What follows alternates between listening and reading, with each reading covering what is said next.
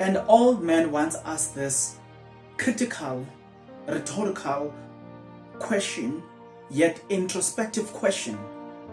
He asked this question when one of his child was killed by his own brother. He had two children, and the name of the one was Absalom and the other one was Amnon. Amnon had, between Absalom and Amnon, one had a sister, because these two were born by different mothers but same father. Having been born by the same father but different mothers, this one was keen to sleep with the sister of the other one. He devised means as to how to sleep with the sister who is beautiful, a virgin at her youth, but he could not find a way to sleep with this person. Eventually he consults a friend, and in the consultation they devise means, and they say, pretend as if you are going to sleep, pretend as if you are sick to a point of death, and ask that you want to be served by this sister whose name is Tamara. Ask that she serve you with all the necessity while you are being sick. After devising that, when people will come to visit this brother, he kept requesting and gave them just one request: get me Tamara, and if I could be served by her, I believe I will rise. Being of the same father, nobody would have suspected anything. Little did she knew that was the last time she would be a virgin, and that was the time when her virginity would be taken without her consent. In fact, it would have been taken forcefully so. Little did she knew she was getting herself into a problem. When Tamara had visited this man, he woke up, closed the door, raped her, and after that, still showing unkindness, just pushed her outside the door. She was found crying, literally crying, distressed, having lost something precious to her. And the biggest problem is you have lost something precious to you, not with your consent, but being forcefully so, and worst part by your own brother. The difference is he is of a different mother than you, but you are of the same father. The son or the brother to the sister took offense on that. Family meeting was called. They get together, they sit and discuss the matter, and he pretended as if everything is okay.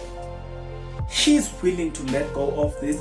He's not gonna fight for his sister. Well, he just allowed time to lapse. In a process of time, probably when nobody would have thought that he will avenge now, and that's when he avenged. 2 years down the line, he decides to invite the brother who raped his sister. They go into a plain, more like a fields. And in that, he knew what he has prepared for his brother.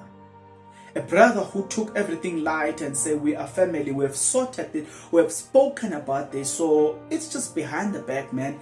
It's done and dusted. Nothing evil is going to happen to me. Little did he knew that as he was going down there, that would have been the last time he will be alive. He gets there, and the man asked the question, why did you rape my sister? And he's like, but we spoke about that. And they said, the question is, why did you rape my sister? He starts explaining, and before he knew it, and this one killed him, and he made it known that I have killed him, and in an attempt to avenge for my sister. The father is called into this mess, and the son who killed the other son did not run away. He stood still. Having stood still, and made it known that I was avenging for what you did to my sister. Then, upon the arrival of the father, he looks at both of his sons, the one who's alive and the one who's dead, not knowing what to say, not understanding what has just happened. And he's caught in between. As a family, you cannot, or as a father, you cannot afford to lose both of your sons. You cannot afford to lose your children. No matter how hard it is, no matter how cruel the other one is, but you cannot afford to lose both of them. At the height of his depression, he says, why did you die like a fool? The question maybe is, you knew that one way or the other, they were not happy about your deeds. You knew that what you did was horrible, but yet you find it in you to still be comfortable enough to stay in the midst of the people you wronged. You are comfortable to eat the food cooked by the people you wronged. It was easier for you to easily forget what you have done. You went your way as if it is normal, yet nothing is normal here.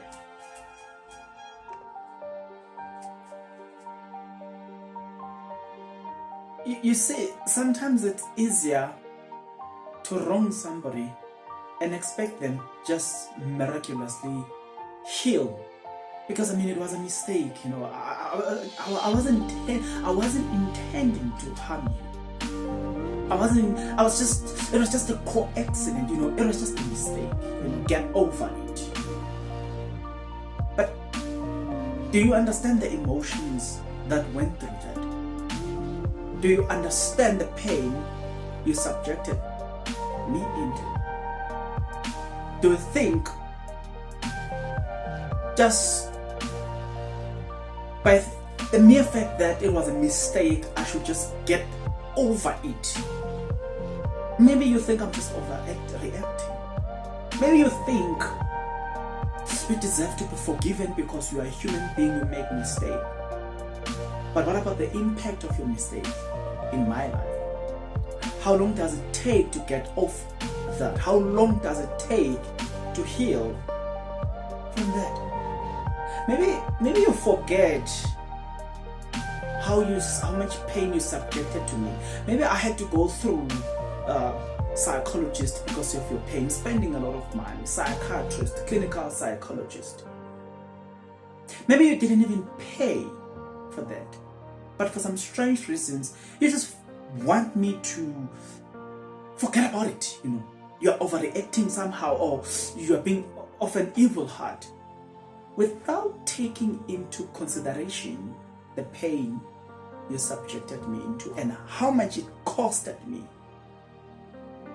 A lot go through rejection, and some never recovers. And we ask a question, why is this person suddenly changed and has become something else? But we never ask the question, and what changed the person?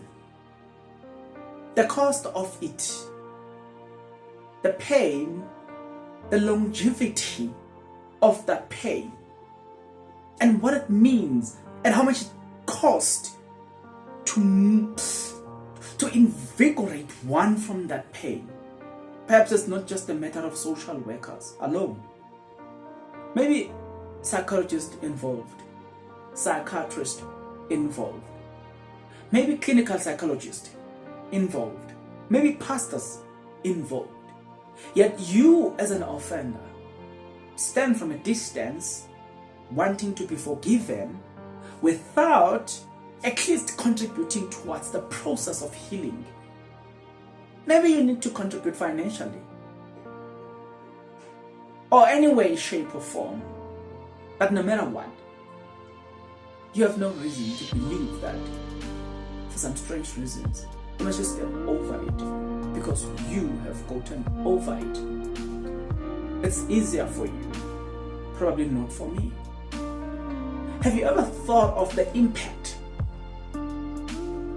of the things or the evil deeds you had to subject people into and somehow think they should just get over it? You know what I'm saying? It was a mistake. You are overreacting. You just don't get it.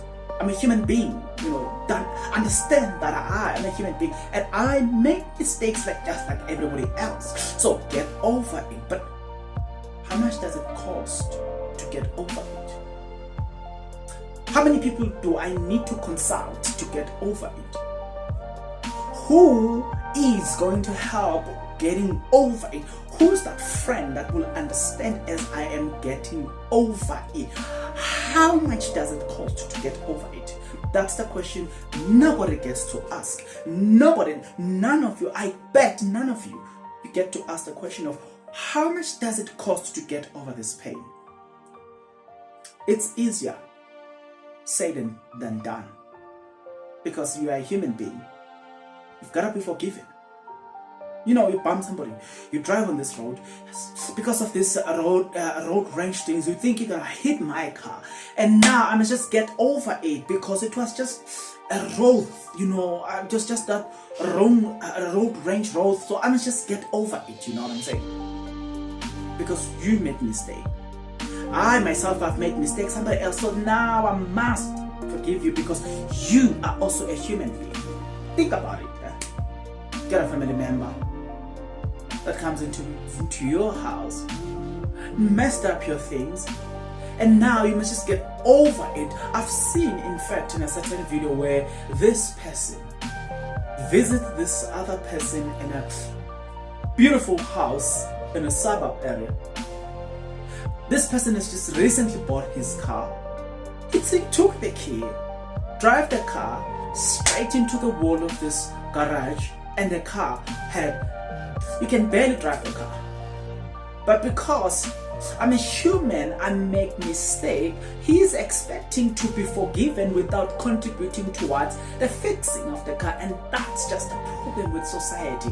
We expect things to be given on a silver plate, even when we have the responsibility to fix things. But because we are human beings, and in fact it's not mine, so the person must get over it, heal, relax, get over it. And that's human for you. Surprisingly, that's not how things work in this world.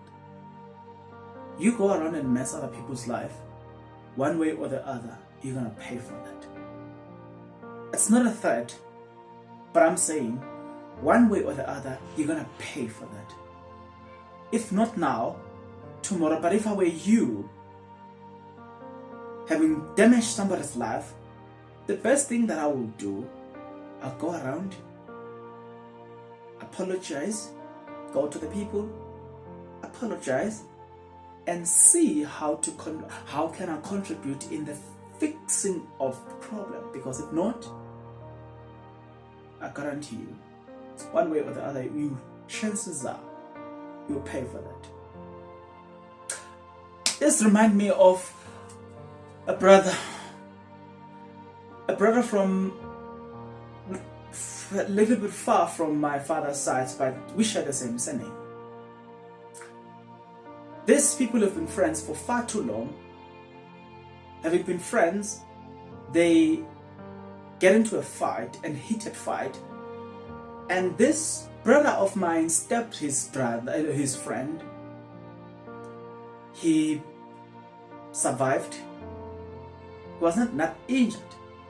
Then he get taken to hospital.